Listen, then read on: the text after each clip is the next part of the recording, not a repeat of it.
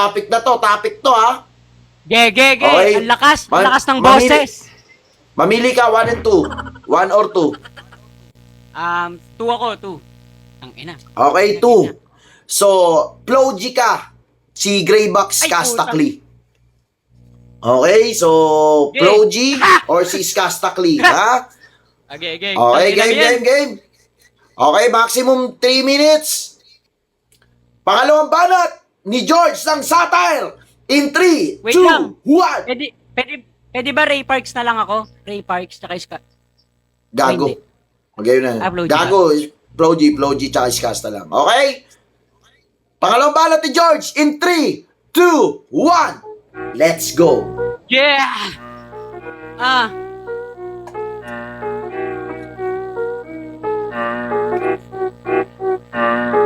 Pagkay Flo G, bawal naman ng tamad. Talagang sarap siya nagbabad. Sa akin pa to, umaangat. Iskastakli mo, nandun kinarma na agad. Ayun, pinakasalan yung dati niya nobya. Ngayon siya ay iniwanan na pera. Tangina mo ka, sa akin ay wala na. Flo G, number 1 sa Pinas at masa. Tangina, ano ang laban? Flo G, nagdadala ng ex-battalion. Tangina mo ka, nag-i-island rhyme. Kaya mo ba yon? Tangina mo bobo. Ang lakas ng boses nitong naka-megaphone. Alam mo naman talaga, ang sarap. Ang hirap. Yeah!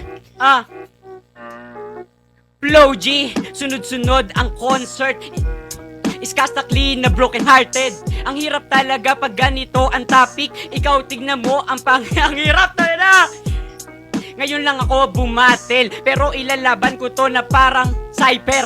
Tangina, sa akin ay panis. Si Flo G, number 1, talagang matulis. Mga linya at letra, talagang pangmasa. Mga sinasabi niya talagang open ng mata. Malupit pa, di katulad ng sayo. Gumagawa ng kanta na imbento. Iniwan daw siya masyadong pabiktim. Sa akin ikaw ay parang maitim. Tangina, nagparang zombie. Ginaya si Michael Jackson, nagbumukhang booby. Mahirap da talaga, pero papalaga ko. Tayo na ba pag umangat? Time! Time. Okay, palakpakan nyo si George ng satire. Palakpakan nyo guys. Okay? Okay, Skastakli ang napili mo, Greyback. Sige. Pa-sound check ka muna, tol. Clear ba siya, guys? Clear? Okay, clear. Yeah. Pangalawang banat ni Greyback in 3, 2, 1. Let's go. Yeah. Flo G, yung ginulpi ngalan ni Six Threat. Tapos kalabang ko dito way bad breath. Teka lang, buwelo lang muna.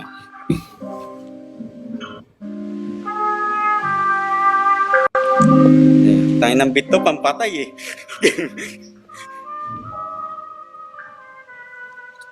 Skastakli, bata ko si Flo G. Alam mo naman yung bars ko dito parang don't be. Kasi ako una sa atin dito nga na nag-trending. Kung usapang rhyming, sa akin ay contending. Alam mo kung paano malamang sinabayan. Sige sa akin ka na tumesting na magka-alamanan. Pero teka, ramdam mo si Skas na talaga yung nagpauso na ng trap. Tas ginaya nung tanga. Ano kaya mo pa ba? Di mo nga ako madadali. Si Skas na laging champion pa nga sa pinali sa mga pandinig, pati pa nga ng masa. Alam mo naman diba dahil sa panda na sinulat talaga ng minasa.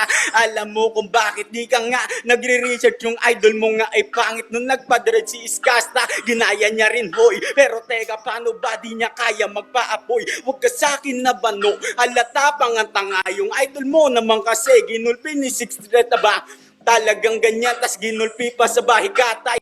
Talagang ganyan, parang hindi na nga nasanay. Habang si Skasta, binangga niya donggalo. Lahat naman diba kahit ilang libong sundalo, hindi na nadaig, hindi pa nagpatalo. Habang yun sa'yo naman po, tatawag siya abogado. Nung nilait pa diba yung GF niya na napalito. Yung itsura para negro na nga na-inject. No, bobo pa, mag-rap na pa nga na tumugmagin, nandahan niya lang yung flow pero wala namang kata. Kaya mo pa ba? Ako nga dito yung Skasta. Talagang ramdam mo talaga pang pumipera kung paano Mga buminga pagdating na nga sa letra. Ikaw naman sa XB talaga nang ang pabida. Kulit lang ang dating, talaga na makamasa. Pero patay ka pagdating sa acapella. Alam mo kasi kung paano pang ginawa. Tinapos ka sa 2, parang panda talaga. Talagang dito na the way tapos. Idol mo di ba ang literal nang ang bastos?